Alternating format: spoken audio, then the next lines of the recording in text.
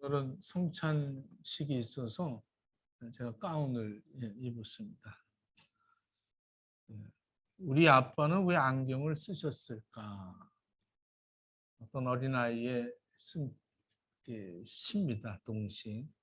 나를 더 자세히 보려고 안경을 쓰셨겠지. 우리 아빠는 왜 키가 크실까? 내가 어디 있나 찾으시려고 키가 크시겠지. 이렇게 했어요.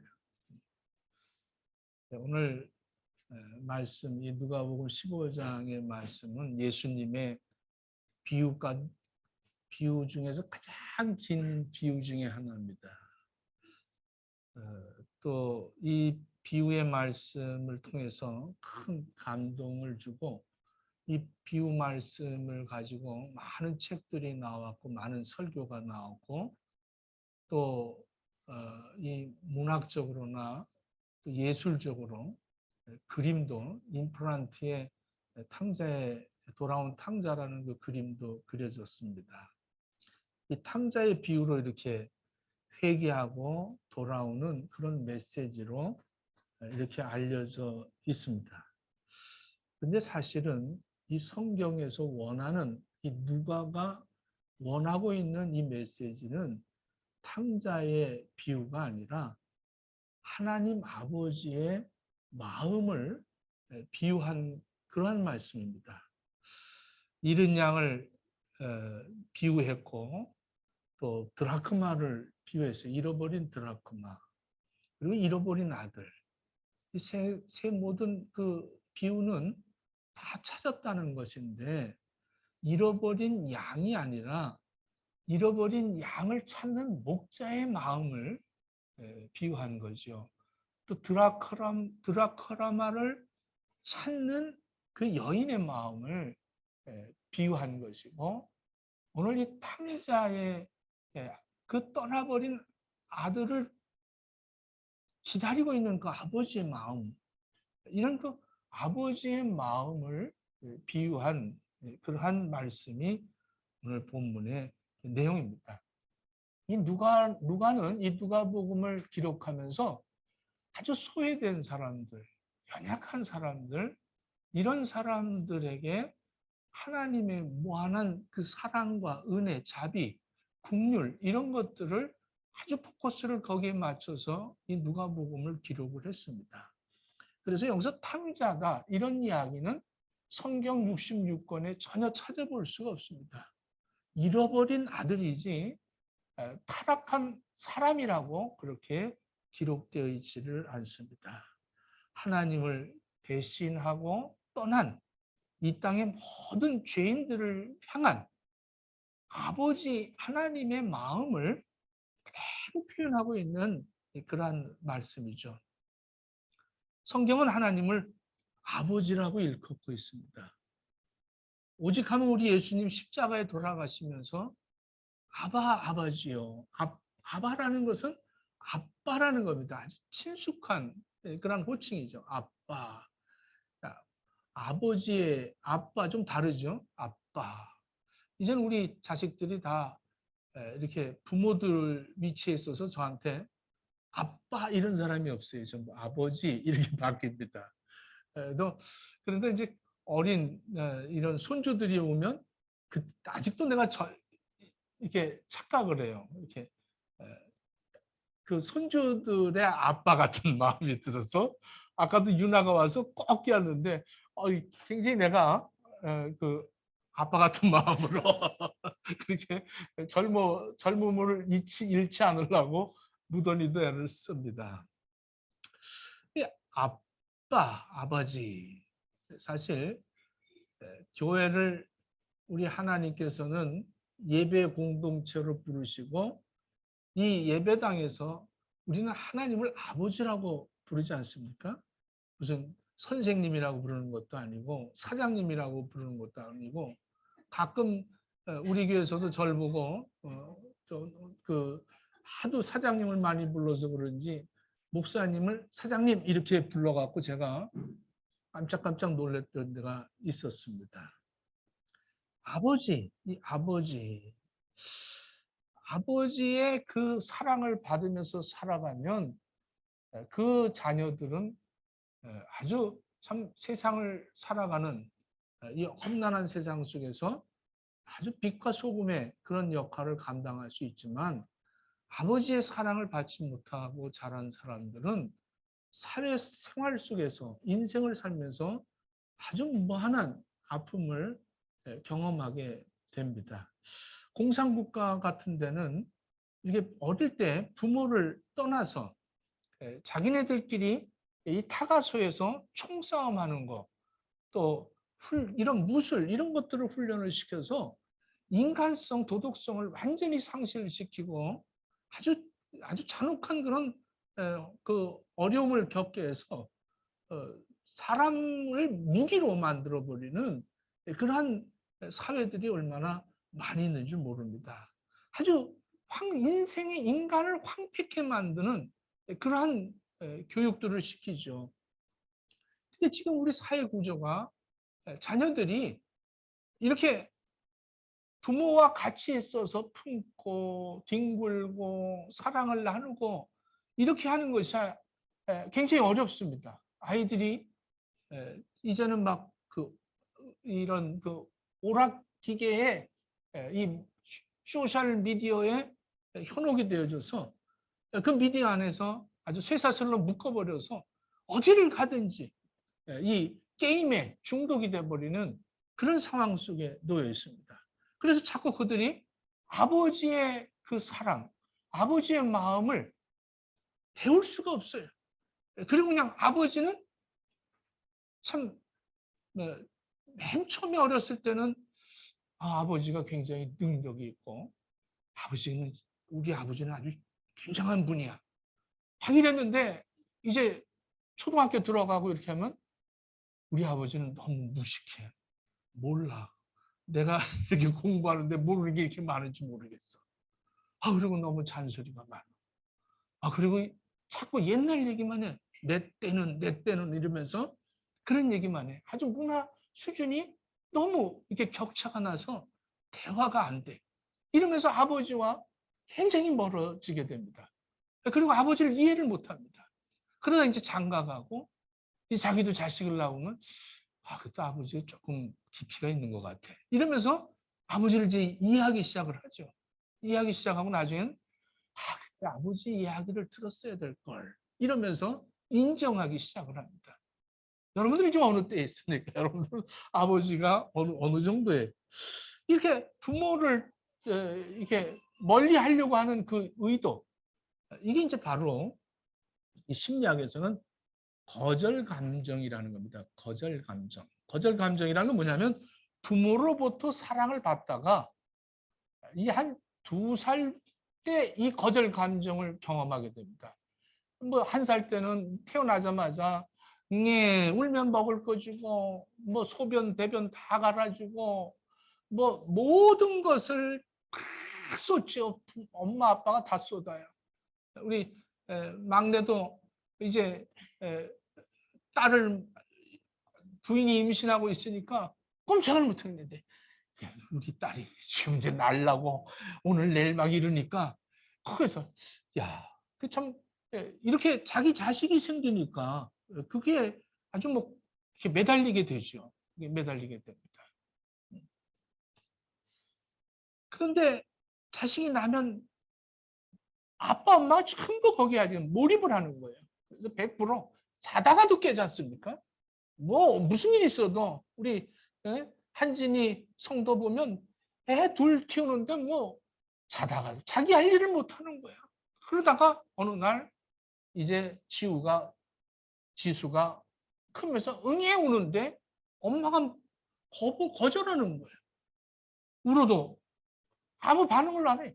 이때 배신감은 이루 말할 수 없는 거예요. 이때 배신감을 가질 때 거절 감정이 있는 거예요. 날 거절해? 나를 거부해? 이러면서 이 거절 감정이 싹트기 시작을 하면 이걸 해결하지 못하면 결국에는 결혼해서도 이 거절 감정이 있기 때문에 조금만 자기를 거부하면 막 싸움이 나는 거예요. 그리고 말도 많고 탈도 많고 그리고 자식들한테도 무척이나 아주 막 잔혹한 그런 행동을 취하게 됩니다.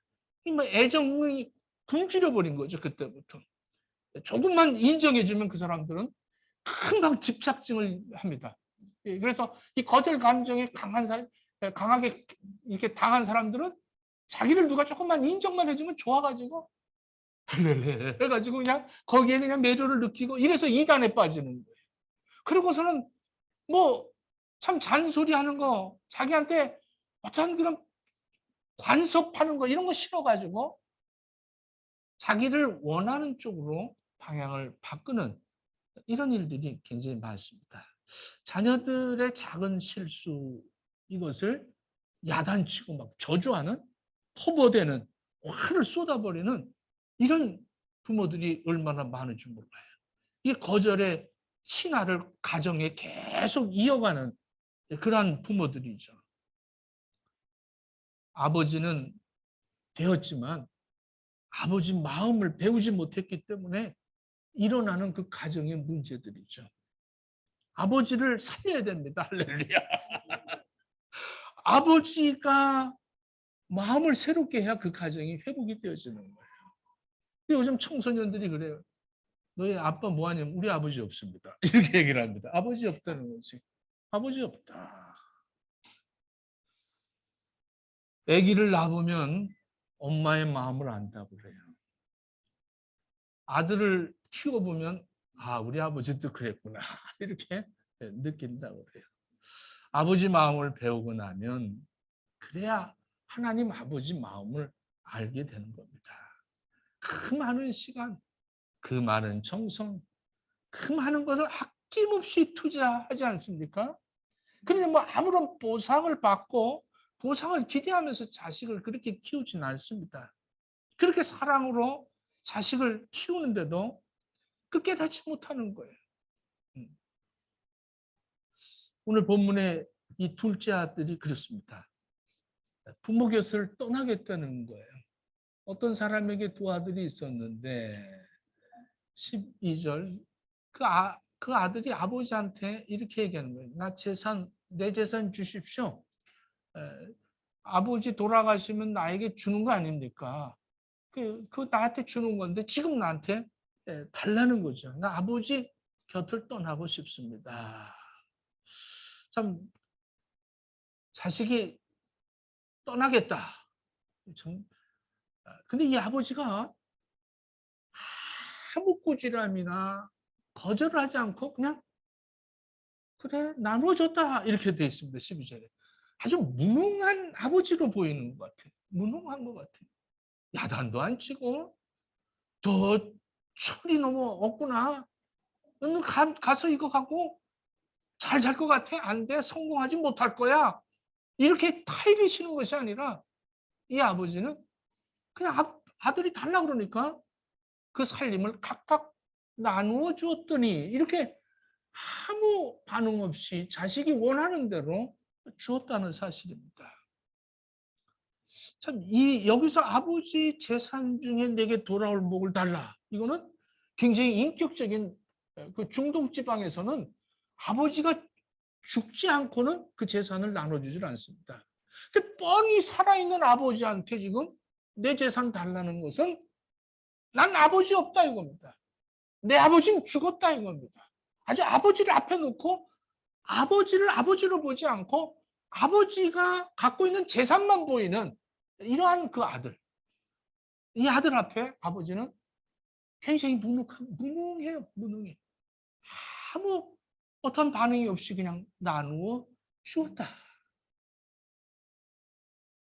이 아버지가 무능할 때 자식들이 돌아오는 거예요. 근데 아버지가 좀 잔소리도 하고 능력이 있고 그러면 자식들이 돌아오질 않아요. 절대 안 돌아와요. 저도 한번 내 일생에 실수를 해서 내 사이가 돌아오질 않는 거예요. 하도 잔소리하고 내가 하도 그래갖고 돌아오질 않는 거예요. 그냥 하는 대로 내버려둬야 돼. 아버지는 하는 대로 내버려둬야 아버지야. 그러면 자식이 뭘 달라고 그러면 주고 그래야 됩니다. 자식하고 아버지하고 사이는 다른 거 없어요. 그냥 무능해야 돼.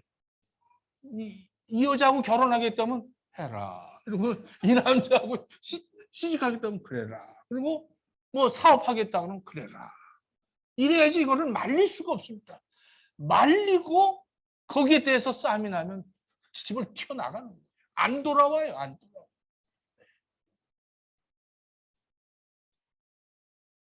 지금 이 아들은 아버지를 무시하고 달라고 그러는데 아버지는 아무 반응 없이 그냥 각자 나눠줬다.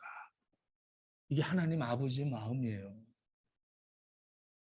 이 마음을 이해를 해야 됩니다. 오늘도 우리가 그렇잖아요. 하나님한테 하나님 정말 하나님 살아계시는 거예요? 뭐 하는 거예요? 좀 살려주세요! 막 이러는데도 가만히 계시는 거예요. 네? 우리나라 세월호 사건 때 얼마나 막 저도 여기서 밤에 엉엉대 울었어. 그 배 안에 아이들이 살려달라고 배는 물에 잠기고 얼마나 교회가 밤새도록 기도했는지 몰라요. 얼마나 막 기도했는지. 그런데 하나님이 좀 살아계셔서 하나님이 좀 역사해 주셔서 기적을 나타내고 이 배가 그냥 뜨든가 뭐 이런 역사가 나타나야 될 텐데 오히려 더 힘들게 되고 모두가 잠겨버리고 말았어요. 너무 무능한 하나님. 하나님 어떻게 살아계시면서 이럴 수가 있을까?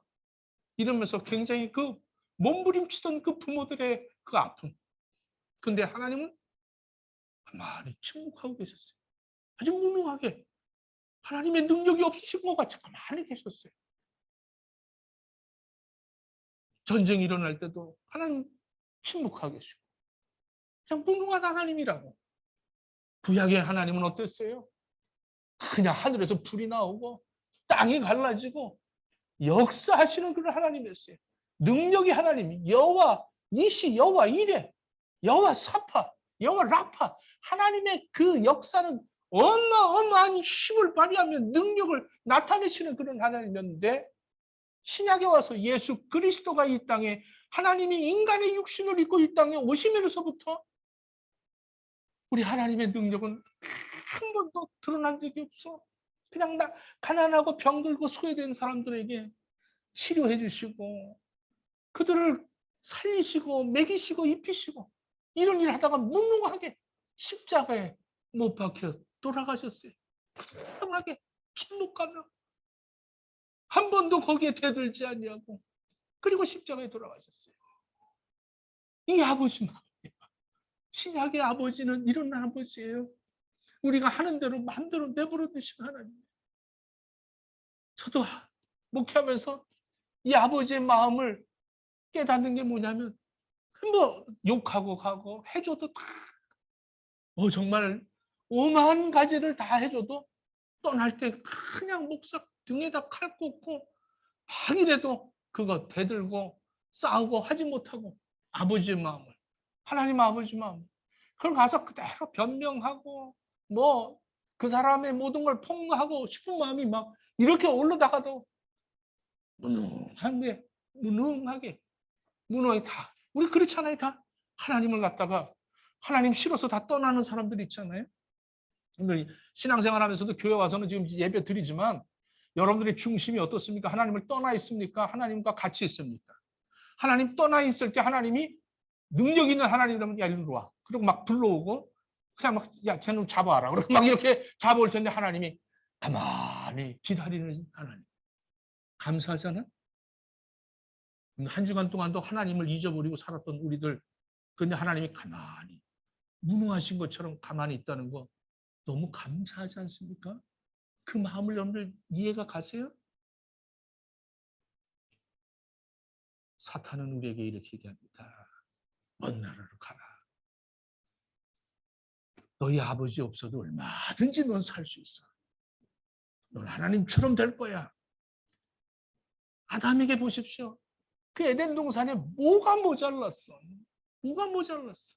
하나님하고 함께 있을 때 모자란 게 하나도 없어요. 내게 만족함이 넘쳤다고. 그런데도 뭐가 모자라서 그 선악과를 먹지 말라는 선악과를 따먹습니까? 이게 사탄의 유혹이죠. 너는 하나님처럼 살 수 있어. 네가 왜 그렇게 잔소리 듣니 하나님한테? 하나님 먹지 마라, 가까이 가지 마라, 보지도 마라. 막 이렇게 하나님이 자꾸 잔소리하고 귀찮게 하고, 아이고 나 이 간섭 받기 싫어. 또 떠나면 되는 거야. 먹으면 돼. 하나님처럼 되려고 하나님을 떠나는 사람들이 얼마나 많은지 몰라요. 이 사탄의 유혹에, 이 달콤함에 우리는 거기에 매혹을 느끼고서는, 그리고 아버지 나 좋습니다. 나 그냥 내 마음대로 살 수 있습니다. 이러고 떠나는 거예요. 아버지의 마음은 그 자식을 어떠한 공부나 성적으로 만나질 않아요. 그냥 존재로 만나는 겁니다. 그 내 자식이 잘못한 거 이거와 만나는 게 아니에요. 내 자식의 능력으로 만나는 게 아닙니다. 그냥 내 아들과 아버지의 그 관계는 아무 어떠한 그 조건이 있어서는 안 되는 겁니다. 근데 우리는 자식이 뭐 성적이 떨어지면 성적과 만나서 아들을 어떻게 해요? 이런 바보 멍청 뭐 난리 나는 거예요. 내가 너 때문에 이렇게 고생하면서 이렇게 내가 너에게 희생을 하는데 그거 하나 못하냐 이러면서 자식에게 얼마나 핀찬을 주고 저주를 퍼붓는지, 그 자식들이 거기에 대해서 얼마나 상처를 받아. 거부 감정이 굉장히 강한 거죠.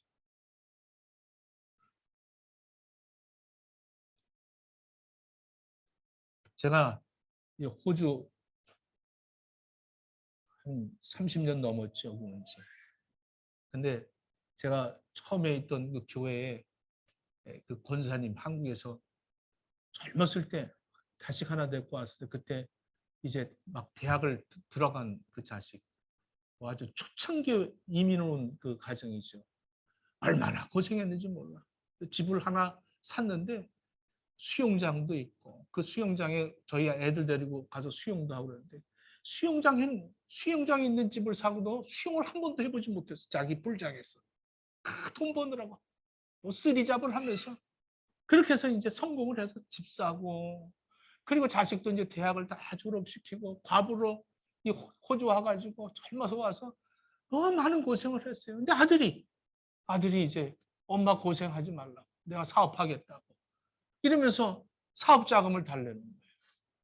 그러니 이 부모가 그 권사님인데 이거 뻔하잖아. 뭐 말년해도 아무리 말려도 말을 듣지 않는 거예요. 뭐 쌈이 맨날 나는 거예요. 매일같이 막 괴롭히는 거야, 엄마를. 그 엄마가 할 수 없어서 집을 팔아서 사업 자금을 줬어요. 줬는데 1년도 안 돼서 쫄딱 망해갖고 돌아왔어. 그 망할 줄 몰랐냐고. 망할 거 뻔히 알았어. 근데 왜 줬어요? 달래니까 준 거지. 그 집이 없고 나니까 이 아들이 엄마로 보더라는 거예요. 집이 있을 때는 그냥 과부가 집 있는 과부로만 봤다는 거지. 엄마로 보이지 않고 집 주인으로 봤다는 거예요. 그런데 이제 망하고 집 없고 완전히 털리고 나니까 엄마로 취급을 해주더라는 거예요. 엄마로. 근데 살만하니까 하나님 앞에 대들고 하나님 말 듣지도 않고, 하나님 뜻이 뭐 그거 상관없어. 나 잘 살 수 있어요. 나 기도 안 해도 잘 살 수 있어요. 나 예배 안 드려도 잘 살 수 있어요. 나 신앙생활 내 맘대로 해도 돼요. 그리고 유튜브 보고 예배 드릴 수 있어도 괜찮아요. 이러면서 그래도 하나님 가만히 계시는 거예요. 침묵하고 계시는 거예요. 그리고 하나님은 기다리시는 거예요. 이 아들은 지금 아버지를 무시해버리고 아버지를 업신여기고 인격이 완전히 아버지는 죽었다. 그 살림만 달라 그러고, 그리고 멀리 떠났다는 거예요. 13절에 보니까 이 아들이 재산을 다 해가지고 먼 나라로 갔다. 먼 나라로 갔다. 이 먼 나라로 갔다는 건 아버지의 품, 그 평안에서, 그 자유에서, 그 사랑에서 멀리 갔다는 겁니다. 멀리 갔어요. 멀리 갔다. 자꾸 멀리 가. 갈수록 이 아버지의 이 사랑에서 멀어지는 거죠. 멀리 가서 그 후 며칠이 못 돼서 재산을 다 허랑방탕했다. 허랑방탕했다. 헐벗고 굶주려서 이제 17절에 보니까 이 아들이 양식이 없어서 먹을 게 없어요. 근데 주는 자가 없었어요. 주는 자가. 돈이 있을 때는 친구도 많았고 자기를 환영하는 사람들이 많았는데 다 없어지고 나니까 뭐 양식 하나 누가 빵 하나 한 조각 주는 사람이 없었다는 거예요. 그러니까 이제 이 아들이 이러는 거예요. 스스로 돌이켜서 17절에 보니까 스스로 돌이켜서 아버지를 생각. 내 아버지에게는 양식이 풍족하고 품꾼도 얼마나 많은가. 나는 여기서 줄여 죽는구나. 이러면서 이제야 깨닫는 거야. 아버지는 이런 분이었는데 아버지는 풍요로운데 근데 나는 여기서 이렇게 줄여 죽는구나. 이러면서 이제 미리 각본을 짜기 시작합니다. 18절에 이렇게 얘기합니다. 내가 일어나 아버지께 가서 이르기를 아버지 내가 하늘과 아버지께 죄를 지었사오니 지금부터는 아버지 아들이 아니고 그냥 품꾼으로 받아주십시오. 이러고 아버지한테 가서 이렇게라도 해야겠다. 아버지는 나를 아마 엄하게 다스릴 텐데 벌을 주실 텐데 안 받아주실 텐데 이렇게 플랜을 짜서 가면 그러면 아버지가 나를 받아주지 않겠느냐. 이러고 조건적인 하나님으로 여기고 그리고 하나님을 향하여 가는 인간의 모습을 그대로 그리는 거죠. 좀처럼 용서하지 않을 거야. 나는 아마 용서받지 못할 거야. 이러면서 아버지를 무서운 아버지로 그렇게 여기고 아들은 지금 집을 떠난 그날부터 그 아버지는 기다리고 계셨는데 이 아들은 그런 아버지의 마음을 모르고 아버지가 엄하게 나를 혼내실 것이다. 여기에 두려움을 가지고도 그러니 이제는 내가 아들이 아니라 이 품꾼으로 하나 써주십시오. 이러고 가야겠구나. 이러고 이 아들이 아버지한테로 돌아오고 있습니다. 20절에 이에 일어나 아버지께로 돌아가니라. 아직 거리가 먼데 상거가 멀다는 거예요. 근데 아버지가 그를 보고 측은히 여겨서 달려와 목을 안았다. 참, 이 측은히 여긴다. 측은히 여긴다는 것은 그 마음과 마음이 하나가 되었다는 겁니다. 원어에 보면 그 사람의 형편과 처지와 내가 그대로 그 사람과 내가 일치하다. 일치했다는 거예요. 그러니까 이 아버지는 내 아들이 저렇게 고생한 그 고생이 아버지의 고생이었다는 거예요. 그 아들이 지금 처참함 자체가 아버지가 처참한 자체였다는 거예요. 그래서 이 아버지가 달려갔어요. 달려가서 입을 맞췄다는 거죠. 아들의 연약함을 함께 아파하는 이 아버지. 아버지의 용서의 치유, 사랑은 무한하다는 거예요. 아무 조건이 없는 거예요.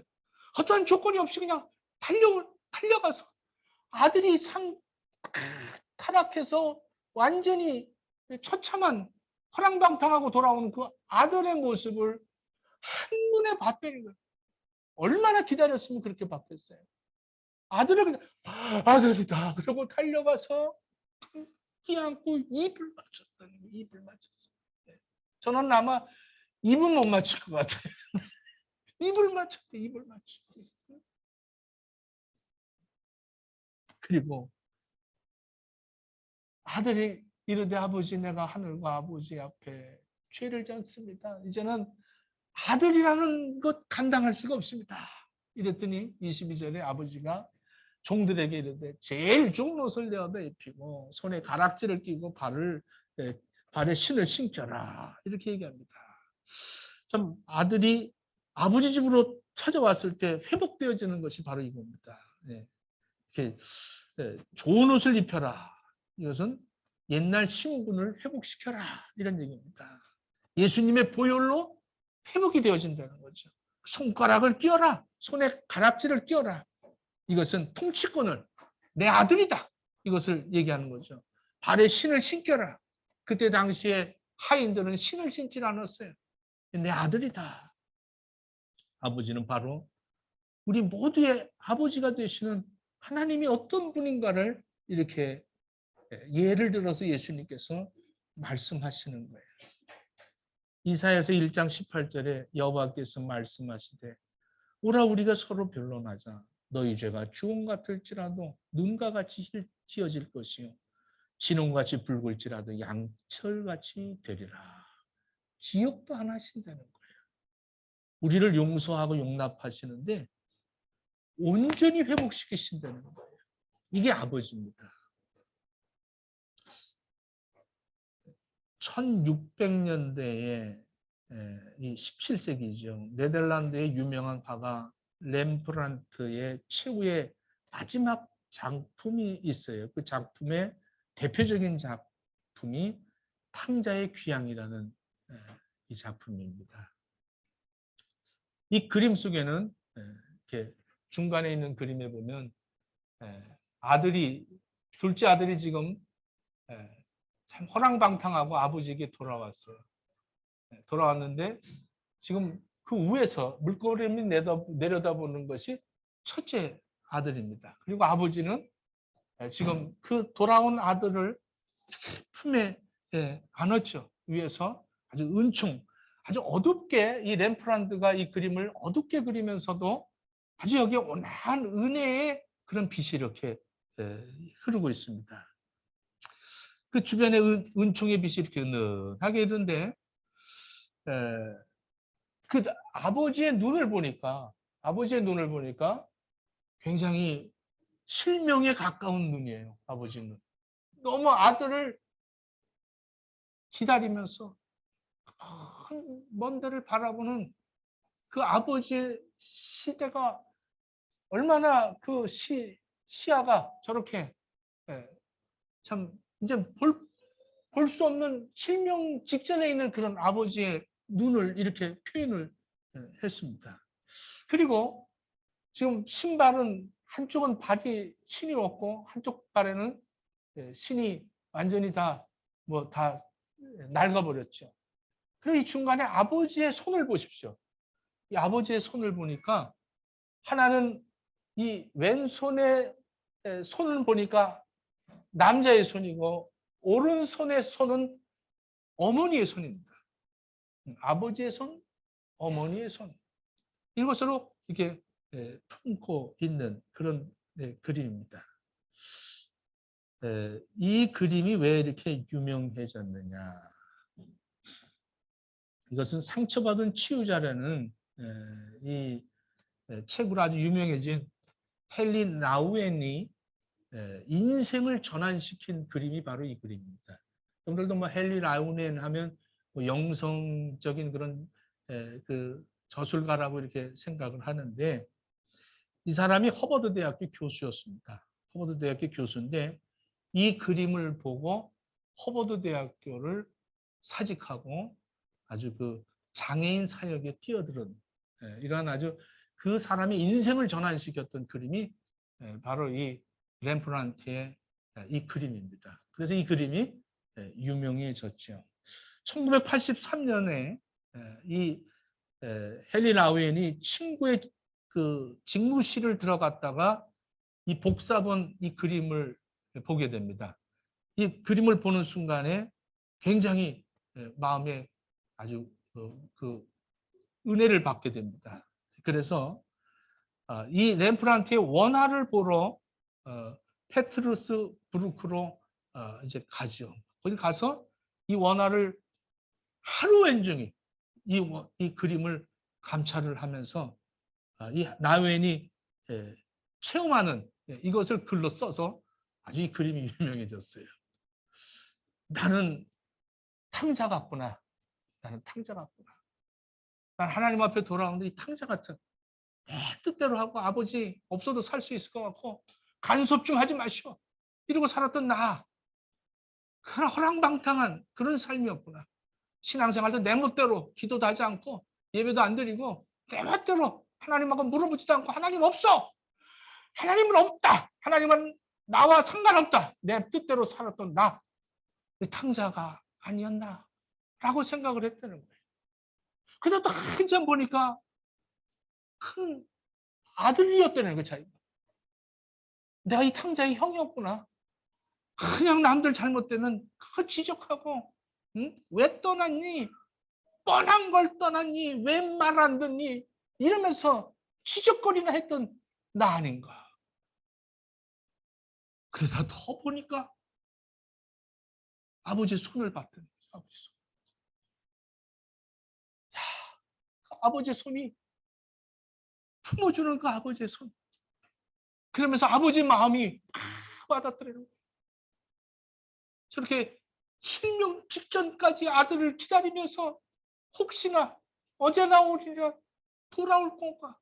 그리고 기다리던 아들이 왔을 때 한 손으로는 일하시고 한 손으로는 사랑으로 품어주시는 그 아버지의 그 마음을 이렇게 그 그림을 통해서 바라보면서 아버지의 마음을 깨달았대. 아, 내가 아버지 마음을 갖지 못해서 내가 거부 감정으로 늘 사람들 앞에서 그렇게 살았구나.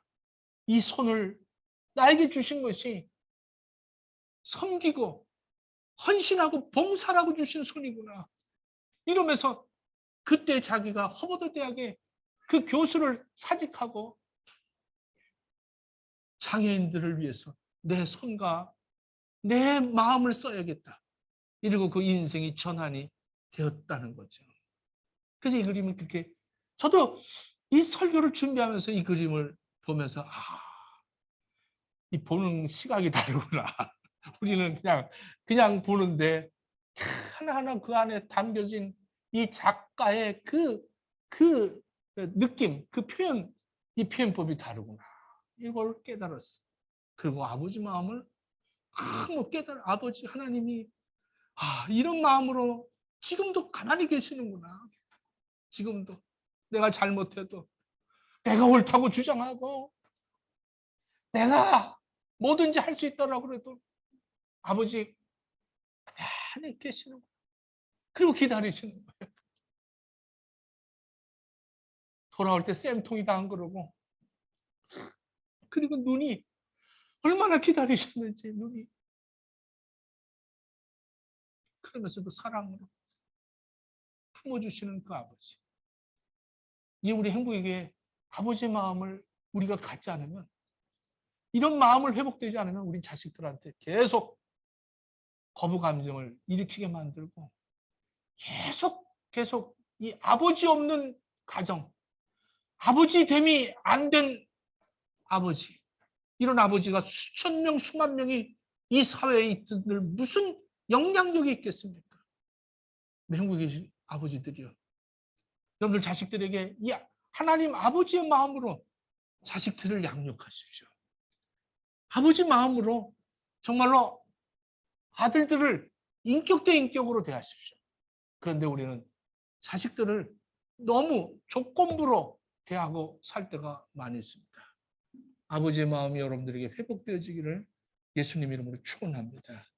우리의 손을 한번 보시고 이 손으로 아버지의 그 마음을 표현할 수 있는 손들이 되어지기를 예수님 이름으로 축원합니다. 기도하겠습니다.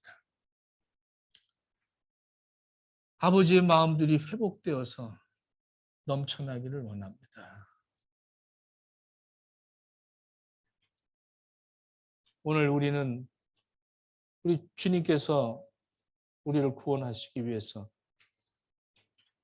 십자가에 죽으시는 이 구속의 사역을 감당하기 위해서 제자들에게 떡과 잔을 나누면서 우리 주님의 죽으심을 표현했습니다. 오늘도 이 성찬 예식을 통해서 떡과 잔을 나눌 때 우리 주님 친히 살아계심을 여러분들이 체험할 수 있기를 바랍니다. 함께 기도하겠습니다. 주님 잡히시던 날 밤 떡을 가지사 축사하시고 떼어 제자들에게 나눠주시며 이 떡을 받아 먹어라. 너희를 위한 내 몸이라고 하신 주님. 이 시간에 동일하게 이 떡에 축사하시고 우리 행복의 이 지체들에게 나누어 주시옵소서. 저들이 예수 그리스도의 그 능력을 그 사랑을 다시 한번 체험하는 떡들이 되어지기를 원합니다.